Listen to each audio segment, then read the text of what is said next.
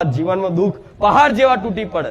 અરે ગમે તેવું થઈ જાય, ગમે તેવું. જરૂરી નહીં કે ભક્તિ કરતા હોય તો જીવનમાં દુઃખ ના આવે. બહુ જૂના ભક્તોના ચરિત્ર ને ઇતિહાસ વાંચો ને ત્યારે ખબર પડે કે એવા મહાન ભક્તો થઈ ગયા કે એના જીવનમાં ખતરનાક બીમારીઓ અને ખતરનાક ઘટનાઓ બની ને ત્યારે ભગવાન માતાજી પર ભરોસો નહીં તોડ્યો. એનું ભગવાને કલ્યાણ કર્યું છે, એનું મેલડીએ માતાએ કલ્યાણ કર્યું છે. આ શું ખોટું?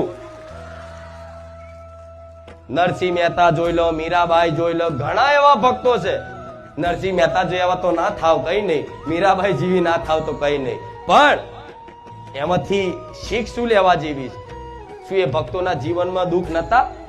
બધાના જીવનમાં હતા. તમે તો કશું નહીં વેઠતા, એવું વેઠેલું છે. વેઠ્યું છે ને? અત્યાર લગીના બધા ઇતિહાસો જોઈ લો, ભૂતકાળમાં ભક્તોના ચરિત્ર વાંચી લો તો તમને ખબર પડશે એ સાચા ભક્ત હોવા છતાં ભગવાન એમની જો રૂબરૂ વાતો કરે, રૂબરૂ કેવું?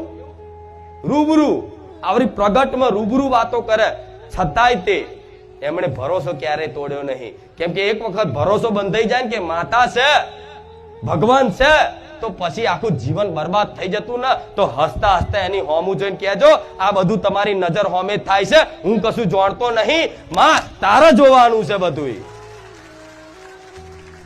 એના માટે અંત ઘડીએ આવીને એનું જીવન બચાવી લો, એના દુઃખ તો બચાવી લો, એનું નાવડું તારી નાખવું. અર્જુનની જેમ કૃષ્ણ ભગવાન જેમ રથ હાંકતા હતા ને એ રીતે તમારી સારથી બની જવું માતા. તો આજ કદાચ મારા અર્જુન બની જાઓ, તમારા માટે હું કૃષ્ણ બનવા તૈયાર છું. આ શું ખોટું?